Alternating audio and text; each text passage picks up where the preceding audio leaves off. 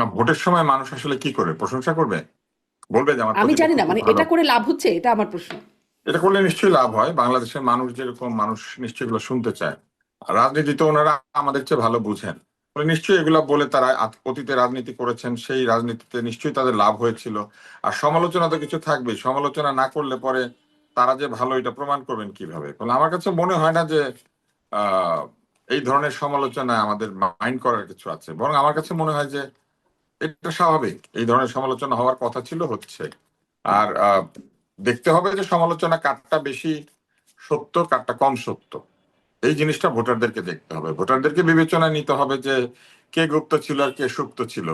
যারা নিজেরাই বের হয়ে বলেছে যে আমরা গুপ্ত ছিলাম, আমরা লুকিয়েছিলাম আওয়ামী লীগে, আমরা তখন আওয়ামী লীগের মধ্যে, ছাত্রলীগের মধ্যে নেচে নেচে গান করেছি নৌকা নৌকা বলে, তো তারা তো নিজেরাই স্বীকার করেছে। অতএব তাদেরকে গুপ্ত বলা মানে কোনো গালি দেওয়া না, তারা আসলেই গুপ্ত ছিল, গুপ্ত রাজনীতি করেছে। এবং এই গুপ্ত রাজনীতি করার জন্য তারা আশ্রয় নিয়েছিল অত্যাচারীর পেটে, যেখানে তারা আবৃত্তি করার সময় বলে বিদ্রোহীর অনুক্লান্ত আমি সেই দিন হব শান্ত, যাব অত্যাচারীর খড়গ কৃপান, ভীম রণভূমে রণিবে না।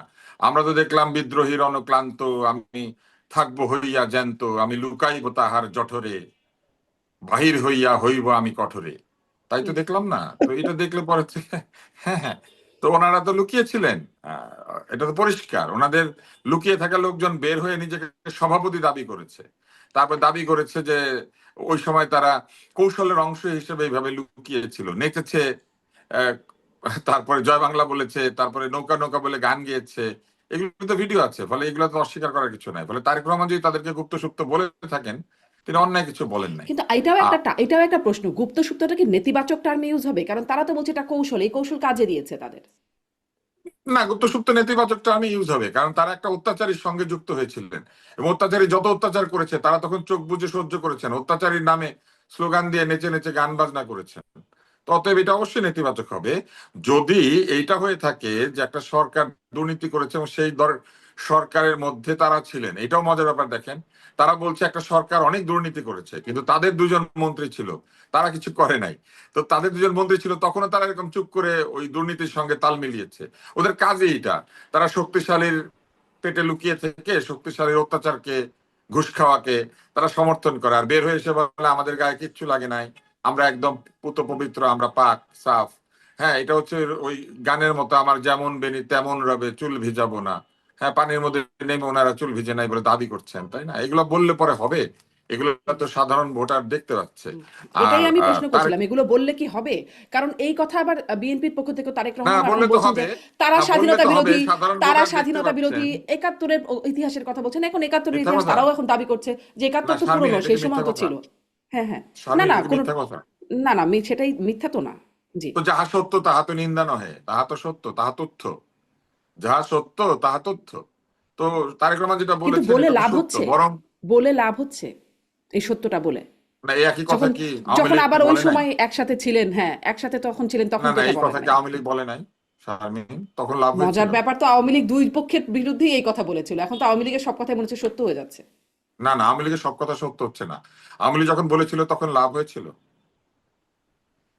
তখন যদি লাভ হয়ে থাকে এখনো লাভ হচ্ছে, তখন লাভ না হয়ে থাকলে এখনো লাভ হচ্ছে না। আমার মানে কাছে আমি লাভ হচ্ছে কিনা এটা আপনি জানতে পারবেন না কেন? আমি আপনাকে হ্যাঁ। মজাটা বলি, সেটা হচ্ছে লাভ হচ্ছে না ক্ষতি হচ্ছে এটা বোঝা যাবে ভোটের দিনে।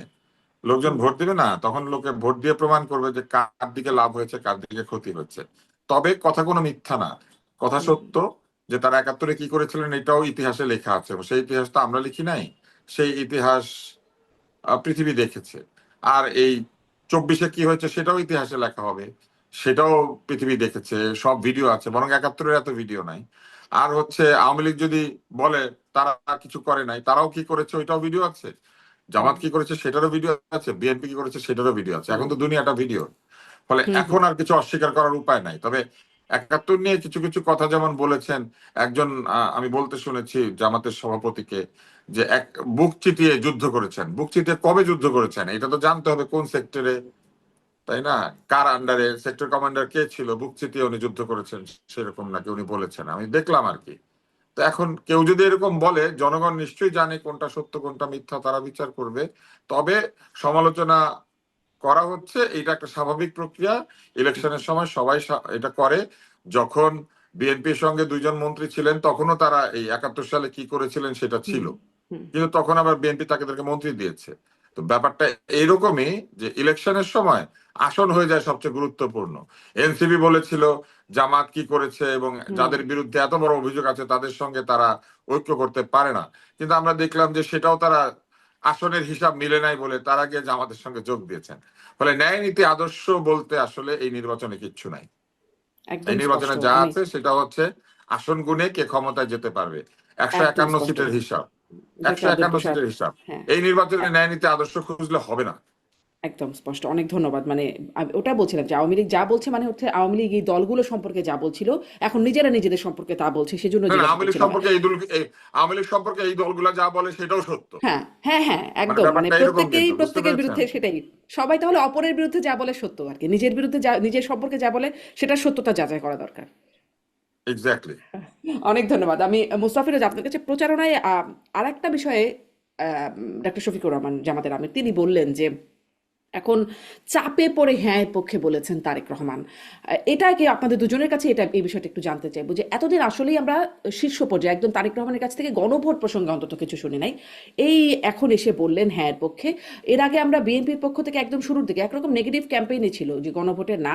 আহ, যারা নেতারা তারাও অনেকে বলেছেন যে প্রচারণায় বলেছেন নায়ের পক্ষে, কিন্তু শেষ পর্যন্ত মির্জা ফখরুল ইসলাম আলমগীর বলেছেন নায়ের পক্ষে যাবার কোনো কারণ নাই, কিন্তু হ্যাঁ এর পক্ষেও তিনি বলেন নাই। যদিও তারই পুরনো বক্তব্য যদি শুনি নভেম্বরের, তিনি বলছেন এসব গণভোট জুলাই সনদ এগুলো মানুষ বোঝে না, বিদেশ থেকে আমেরিকা থেকে এসে শিক্ষিত লোকেরা এসে চাপিয়ে দিয়েছে বিষয়টা, এটা ছিল তারই বক্তব্য। এখন এসে আসলে তারেক রহমান বলছেন হ্যাঁ এর পক্ষে, গণভোটে হ্যাঁ পক্ষে। আসলে কেন এতদিন পরে এসে হ্যাঁ এর পক্ষে বলছেন? এই হ্যাঁ এর পক্ষে বলাটাকে আপনি কিভাবে দেখছেন?